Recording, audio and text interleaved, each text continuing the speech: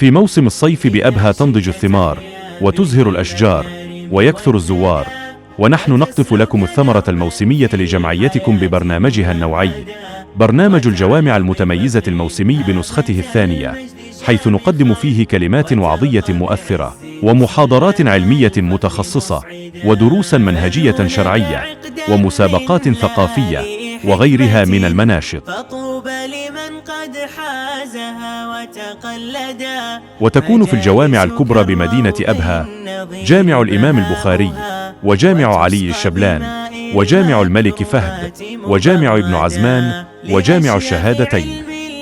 وتطيب لنا دعوتكم لحضور مناشط البرنامج والاستفادة منها، حيث يبدأ البرنامج في 4 من شهر محرم من عام 47 و400 والف للهجرة، ويستمر حتى 6 من صفر، ونسأل المولى التوفيق والسداد.